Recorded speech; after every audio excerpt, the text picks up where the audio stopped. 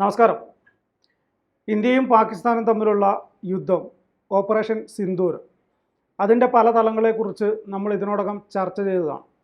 Rafale യുദ്ധവിമാനങ്ങളും നമ്മൾ India ഉപയോഗിച്ച പലതരം മിസൈലുകളും യുദ്ധ ഉപകരണങ്ങളെക്കുറിച്ചുമൊക്കെ വലിയ തോതിൽ ചർച്ച ചെയ്യുകയും അതിനുശേഷം ഇന്ത്യയും പാകിസ്ഥാനും തമ്മിൽ നടന്ന യുദ്ധത്തിൻ്റെ വിശദാംശങ്ങൾ ലോകരാഷ്ട്രങ്ങൾക്ക് മുൻപിൽ നമ്മുടെ ഇന്ത്യ ഒരു നയതന്ത്ര സംഘത്തെ അയക്കുകയും കൃത്യമായിട്ട് എന്തായിരുന്നു ഇന്ത്യ പാകിസ്ഥാൻ എതിരെ യുദ്ധം ചെയ്യാനുണ്ടായ സാഹചര്യം എന്ന് ലോകരാഷ്ട്രങ്ങളോട് വിശദമാക്കുകയും ചെയ്തിരുന്നു.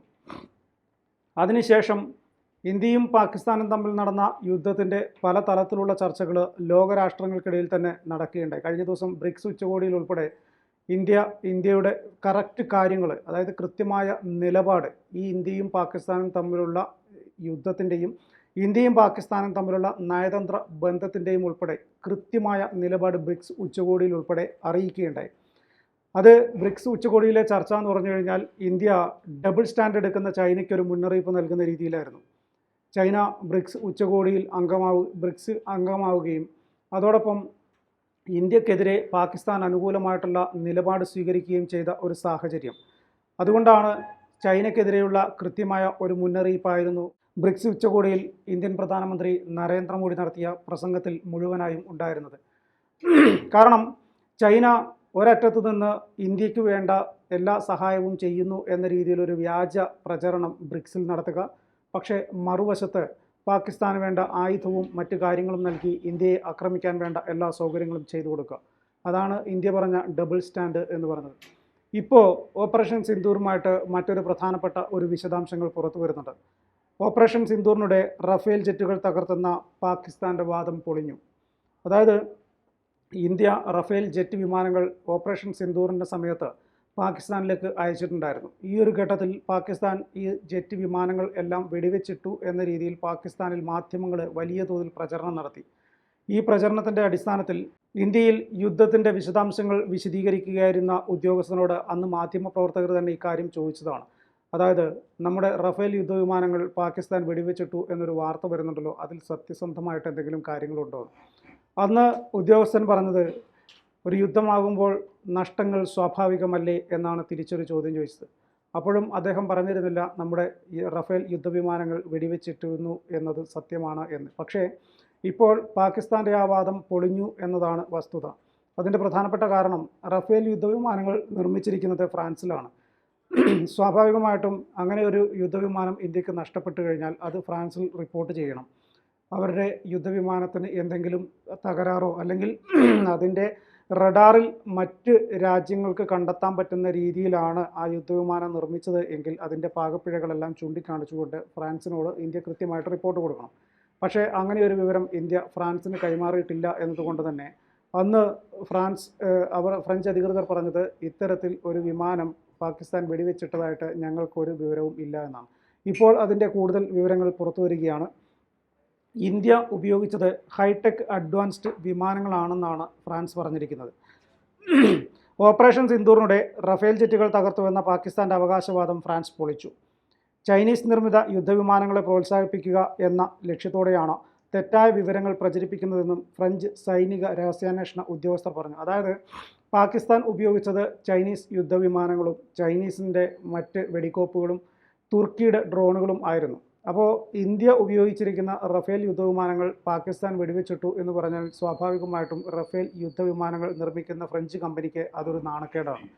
സ്വാഭാവികമായിട്ടും ആ അവസരത്തിൽ ചൈനയ്ക്ക് അവകാശവാദം ഉന്നയിക്കാം. അവർ ഉപയോഗിക്കുന്ന യുദ്ധവിമാനങ്ങൾ അത്രയും അതിസൂക്ഷ്മമായ അത്രയും ഡെവലപ്ഡ് ആയിട്ടുള്ള ഈ കാലഘട്ടത്തിൽ ഏറ്റവും ഡെവലപ്ഡ് ആയിട്ടുള്ള യുദ്ധവിമാനങ്ങളാണ് ഞങ്ങൾ നിർമ്മിക്കുന്നത്, അത് ഞങ്ങൾ വിൽപ്പനയ്ക്ക് തയ്യാറാണ് എന്ന് ചൈന അവകാശവാദം ഉന്നയിക്കും. സ്വാഭാവികമായിട്ടും ഒരു സാധനം അത് കൊള്ളില്ല എന്ന് പറഞ്ഞ് വേറൊരു സാധനം ഇപ്പുറം കച്ചവടം ചെയ്യുക, അത്രേ ഉള്ളൂ. അതിനപ്പുറം വേറെ ഒന്നുമില്ല.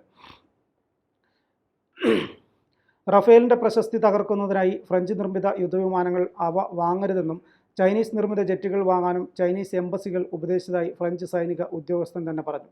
ഇന്ത്യയുമായുള്ള 4 ദിവസത്തെ സൈനിക സംഘർഷത്തിൽ 3 റഫേൽ വിമാനങ്ങൾ വെടിവെച്ചിട്ടതായി ചൈനയുടെ സഖ്യകക്ഷിയായ പാകിസ്ഥാൻ അവകാശപ്പെട്ടതിന് മാസങ്ങൾക്ക് ശേഷമാണ് ഈ സംഭവവികാസം.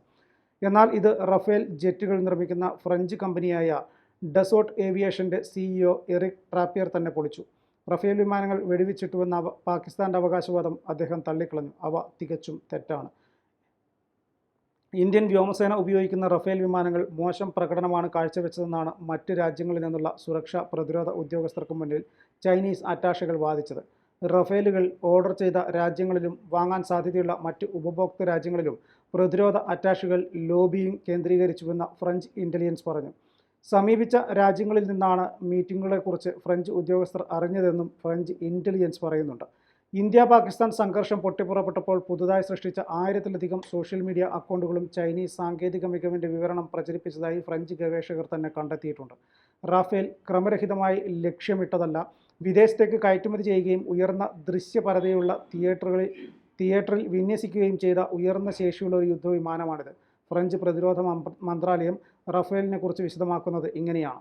ഡെസേർട്ട് ഏവിയേഷൻ 533 റഫേലുകൾ വിറ്റിട്ടുണ്ട്. ഇതിൽ 323 എണ്ണം Egypt, India, Qatar, Greece, Croatia, United Arab Emirates, Serbia, Indonesia എന്നിവിടങ്ങളിലേക്കാണ് കയറ്റുമതി ചെയ്തിരുന്നത്. ഇന്തോനേഷ്യ 42 വിമാനങ്ങൾ ഓർഡർ ചെയ്തിട്ടുണ്ട്. കൂടുതൽ വാങ്ങുന്നത് പരിഗണിക്കുകയും ചെയ്യും. അതായത് റഫേൽ വലിയ ചർച്ചയ്ക്ക് തുടക്കമിടുന്നതിൻ്റെ പ്രധാന കാരണം ചൈന തന്നെയാണ്. ചൈന റഫേൽ കൊള്ളില്ല എന്ന രീതിയിൽ ലോകത്തിൻ്റെ പല ഭാഗങ്ങളിൽ പ്രചരണം നടത്തുന്നുണ്ട്. ചൈനീസ് എംബസികളാണ് പ്രധാനമായിട്ടും റഫേലിനെതിരെയുള്ള ഈ പ്രചരണവുമായിട്ട് മുന്നോട്ട് പോകുന്നത്. അതിൻ്റെ പ്രധാന കാരണം വേറെ ഒന്നുമല്ല, ചൈന ഇതുപോലുള്ള യുദ്ധവിമാനങ്ങൾ നിർമ്മിക്കുന്നുണ്ട്. ചൈനയ്ക്ക് ഈ യുദ്ധവിമാനങ്ങൾ യഥേഷ്ടം മാർക്കറ്റുകളിൽ വിറ്റുപോകണമെങ്കിൽ നിലവിലെ സാഹചര്യത്തിൽ ഏറ്റവും അഡ്വാൻസ്ഡ് ആയിട്ടുള്ള റഫേലിന് അവരുടെ കൃത്യമായ കാര്യക്ഷമത ഇല്ലാത്തത് കൊണ്ട് തന്നെ അത് പോർമുഖത്ത് കൃത്യമായ പ്രവർത്തനം പുറത്തു കൊണ്ടുവരാൻ സാധിക്കാത്തതാണ്. റഫേൽ യുദ്ധവിമാനങ്ങൾ വാങ്ങാൻ തയ്യാറായി നിൽക്കുന്ന രാജ്യങ്ങൾ ഒന്നുകൂടി ആലോചിച്ചതിന് ശേഷം മാത്രം ആ തീരുമാനത്തിലേക്ക് പോവുക. അതല്ലാത്ത പക്ഷം നിങ്ങൾക്ക് വലിയ നഷ്ടമുണ്ടാകും.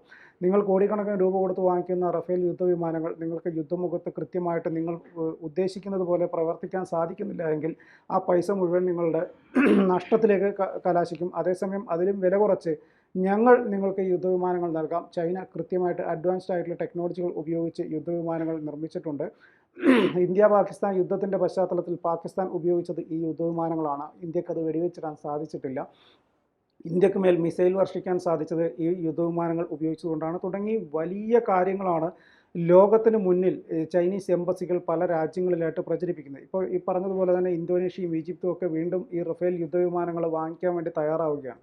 പക്ഷേ റഫേൽ യുദ്ധവിമാനങ്ങൾ വാങ്ങാൻ നിൽക്കുന്ന രാഷ്ട്രങ്ങളോട് തന്നെ ചൈന പറയുകയാണ്, നിങ്ങൾക്ക് റഫേലിനേക്കാൾ വില കുറച്ച് നമുക്ക് വിമാനങ്ങൾ നൽകാൻ സാധിക്കും, അതിൽ കൂടുതൽ അഡ്വാൻസ്ഡ് ആയിട്ടുള്ള വിമാനങ്ങളാണ് നൽകാൻ സാധിക്കും. നിങ്ങൾ അതുകൊണ്ട് തന്നെ ചൈന ഇപ്പോൾ നിർമ്മിച്ചുകൊണ്ടിരിക്കുന്ന വിമാനങ്ങളുടെ കൃത്യത നിങ്ങൾ പരിശോധിക്കണം. അതിൻ്റെ കാര്യങ്ങളെല്ലാം തന്നെ നിങ്ങൾ മനസ്സിലാക്കണം. അതിനുശേഷം നിങ്ങൾ വേണമെങ്കിൽ റഫേൽ വാങ്ങിച്ചോളൂ, ഞങ്ങൾ നിർബന്ധിക്കുന്നില്ല. പക്ഷേ ഇന്ത്യ പാകിസ്ഥാൻ യുദ്ധ സമയത്ത് പാകിസ്ഥാൻ 4 റഫേൽ വിമാനങ്ങളാണ് ഇന്ത്യയുടെ വെടിവെച്ചിട്ടിരിക്കുന്നത്. കൃത്യമായിട്ട് പാകിസ്ഥാൻ്റെ റഡാറിൽ അത് പതിയുകയും ചെയ്തു. അതുകൊണ്ട് റഡാറുകളിൽ പതിയുന്ന റഫേൽ യുദ്ധവിമാനങ്ങളാണ് ഇപ്പോൾ അവർ വിൽപ്പന നടത്തുന്നത്. അതുകൊണ്ട് അത് വാങ്ങാൻ തയ്യാറാകരുത്. കാരണം റഡാറിൽ പതിയാത്ത യുദ്ധവിമാനങ്ങൾ, മികച്ച കാര്യശേഷിയുള്ള യുദ്ധവിമാനങ്ങൾ ചൈന നിർമ്മിക്കുന്നുണ്ട്. അതുകൊണ്ട് അത് വാങ്ങിക്കാൻ തയ്യാറാകണം എന്നാണ് ചൈന പറയുന്നത്. അതായത് നമ്മുടെ നാട്ടിലെ ഒരു മാർക്കറ്റിംഗ് സ്ട്രാറ്റജി തന്നെ, ഒന്ന് കൊള്ളില്ല എന്ന് പറയാം, മറ്റേത് നല്ലതാണെന്ന് പറഞ്ഞിട്ട് അത് വിൽപ്പന നടത്തുക. ഏകദേശം രണ്ടും കണക്ക് തന്നെ. രണ്ടും അഡ്വാൻസ്ഡ് ആയിട്ടുള്ള ടെക്നോളജികൾ ഉപയോഗിക്കുന്ന 2 യുദ്ധവിമാനങ്ങൾ. ആർക്ക് ഏതാണ്